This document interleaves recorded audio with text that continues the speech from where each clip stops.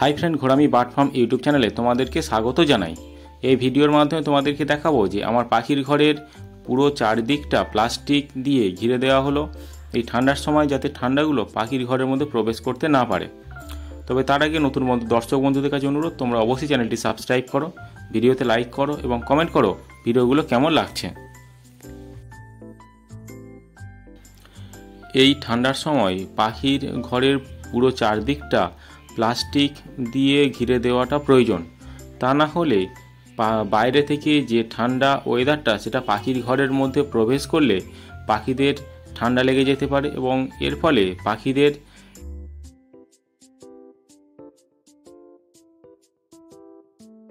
শরীর অসুস্থ হয়ে পড়বে, যার ফলে পাখিগুলো নষ্ট হয়ে যেতে পারে। সেই জন্য তোমাদের কাছে অনুরোধ যে পাখির ঘরের চারদিকটা ভালোভাবে প্লাস্টিক দিয়ে ঘিরে দাও, যাতে বাইরে থেকে ঠান্ডা হাওয়াটা পাখির ঘরের মধ্যে প্রবেশ করতে না পারে। আমি আমার পাখির ঘরে চারদিকটা প্লাস্টিক দিয়ে ঘিরে দিয়েছি এবং পাখির ঘরের যে দিকটাতে অ্যাডবেস্টার দেওয়া রয়েছে সেই অ্যাডবেস্টারের নিচের যে ফাঁকা অংশটা রয়েছে সেই ফাঁকা অংশতেও খড় দিয়ে ভালোভাবে বন্ধ করে দেওয়া হচ্ছে, যাতে ওই অংশ দিয়ে ঠান্ডা বাতাসগুলো পাখির ঘরের মধ্যে প্রবেশ করতে না পারে। আমার বাবা আমার পাখির ঘরে সেই খড়গুলো দিয়ে অ্যাডবেস্টারের যে ফাঁকা অংশটা ছিল সেই ফাঁকা অংশের মধ্যে ভালোভাবে খড় দিয়ে আটকে দিচ্ছে, যাতে ঠান্ডা হাওয়াটা পাখির ঘরের মধ্যে প্রবেশ করতে না পারে।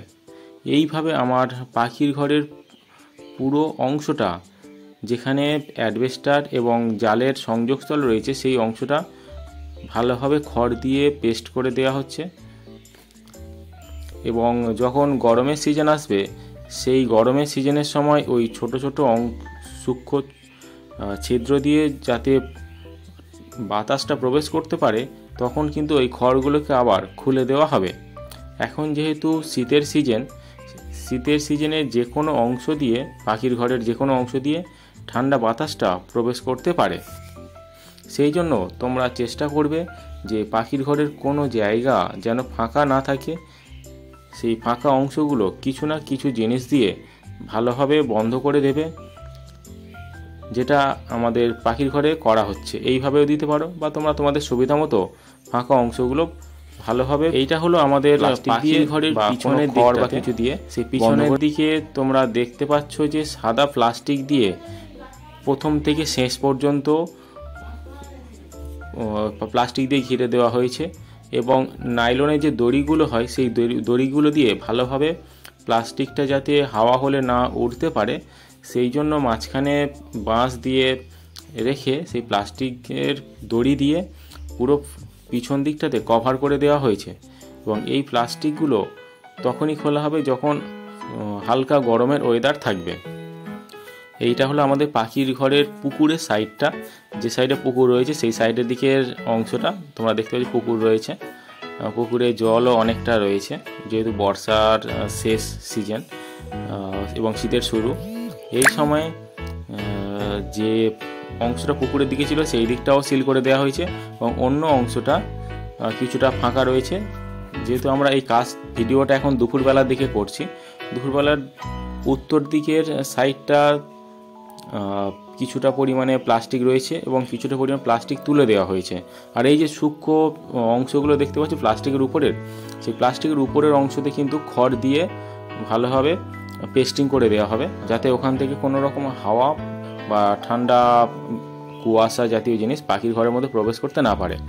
এই যে প্লাস্টিক রয়েছে, প্লাস্টিকের উপরেও কিন্তু আরও একটা চট জাতীয় জিনিস দেওয়া হবে এবং চট জাতীয় জিনিসটা বিকালবেলার দিকে ফেলে দেওয়া হবে এবং সকাল হলে আবার ফের তুলে দেওয়া হবে, যাতে পাখিরা দিনের বেলা ওদের খাবারের অংশটুকু খেতে পারে। যদি প্রয়োজন পড়ে পাখির ঘরের ভিতরে আলোরও ব্যবস্থা করা হবে। এই খড়গুলোকে একসঙ্গে রাখা হয়েছে, বাবা এই অংশটা পুরোটা সিল করে দেবে এই সূক্ষ্ম অংশ দিয়ে, যাতে পাখির ঘরের মধ্যে ঠান্ডা প্রবেশ করতে না পারে।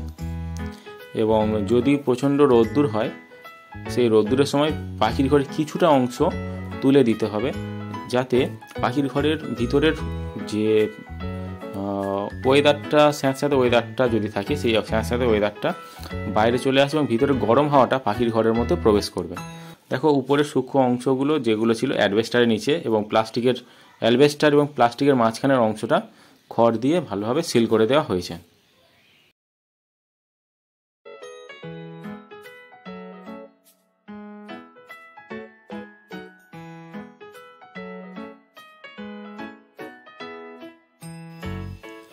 চলো এবার পাখি ঘরের ভিতরটা তোমাদেরকে দেখাই। এই অংশটাতে ফিঞ্চ পাখি রয়েছে।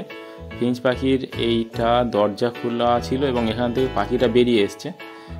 পরবর্তীকালে ধরে পাখিগুলোকে ওই অংশটাতে আবার দিয়ে দেবো। এটা হচ্ছে আমাদের পাখির ঘরের কলোনি করা রয়েছে। এখানে 3টে কলোনি রয়েছে, কলোনির মধ্যে অল্প পরিমাণে পাখি রয়েছে। আর এই দিকটাতে ককটেল রয়েছে, ককটেলের সংখ্যাটা অনেকটা কম। ককটেলের বাচ্চা হওয়ার জন্য হাঁড়ি দেওয়া হয়েছে এবং হাঁড়িতে সম্ভবত এখনও ডিম পারেনি। ডিম পারলে এবং বাচ্চা হলে ককটেলদেরকে নিয়ে আরও একটা ভিডিও বানাবো এবং দেখাবো যে আমার ককটেল পাখির বাচ্চা প্রোডাকশানটা কেমন হয়। এবং প্রত্যেকটা ঘরে কিন্তু 1 জোড়া করে ককটেল পাখি রাখা আছে। এবারে আমাদের যে অংশটাতে আমরা প্রবেশ করেছি সেই অংশটাতে যে ঘরে আলো জ্বলছে সেটা কলোনি রয়েছে এবং এই আলোর 2 সাইডটাতে 1 জোড়া করে রাখা আছে।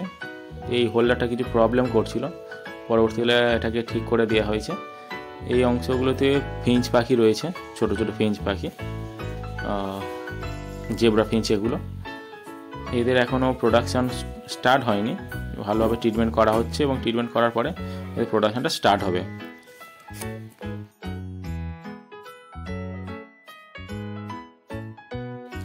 এখন আমরা যে কম্পার্টমেন্ট দেখতে পাচ্ছি এখানে হচ্ছে 1 জোড়া পাখি রাখা আছে এবং 1 জোড়া পাখির দেখো 3টে বাচ্চা হয়েছে। বাচ্চাগুলো কিন্তু খুব সুন্দর বড় বড় হয়ে গিয়েছে।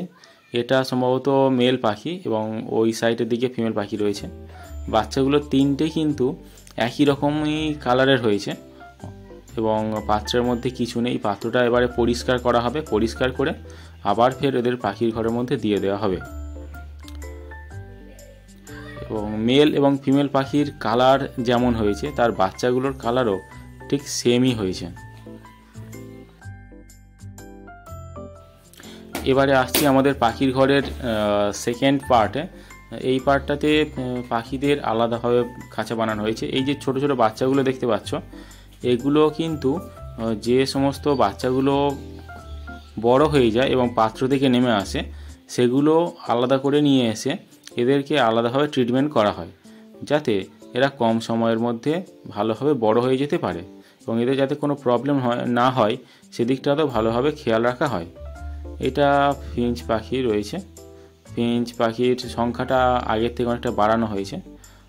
আর এই পার্টটাতে তোমাদেরকে আগে বলেছিলাম যে এই পার্টের খাঁচাগুলো একটু নষ্ট হয়ে গিয়েছে, সেই জন্য ওই পার্টের অংশটা ভালোভাবে খুলে নিয়ে ফের আবার নতুন করে খাঁচা বানানো হবে। এই অংশটাতে আবার ফের কলোনি তৈরি করা হবে। এখানে আলাদা আলাদাভাবে পাখি রাখা ছিল, সেই পাখির অংশটা নষ্ট হয়ে গিয়েছে, গিয়ে সেই ওদের খাঁচাটা ভেঙে দিয়ে নতুন করে কলোনি তৈরি করা হবে ওখানে। এখানে দেখতে পাচ্ছি যে পাখির ঘরের মধ্যে আলো জ্বলছে। যেহেতু পাখির ঘরের মধ্যে পর্যাপ্ত আলোর পরিমাণটা কম রয়েছে সেই জন্য কৃত্রিম আলোর ব্যবস্থা করা হয়েছে। এবং যখন দেখবে যে মেঘলা আকাশ রয়েছে সেই সময় কিন্তু পাখিদের ঘরের মধ্যে আলোটা কম পরিমাণে প্রবেশ করে, যাতে পাখিদের খাওয়ার সুবিধা হয়। এই জন্য পাখির ঘরের আলোটা আবার ফের জ্বেলে দেওয়া প্রয়োজন রয়েছে। এই লাইটটা কেটে গিয়েছে সম্ভবত, আবার ফের একে চেঞ্জ করে নতুন লাইটের ব্যবস্থা করতে হবে। আর এই দিকটাতে দেখো যে লাভ বার্ডগুলো ছিল সেগুলো এই দিকটাতে সরিয়ে নিয়ে আসা হয়েছে এবং প্রত্যেকটা 1 জোড়া করে রাখা হয়েছে। এগুলো লাভ বার্ড, এদের পাত্র দেওয়া হয়েছে ডিম পাড়ার জন্য। দেখো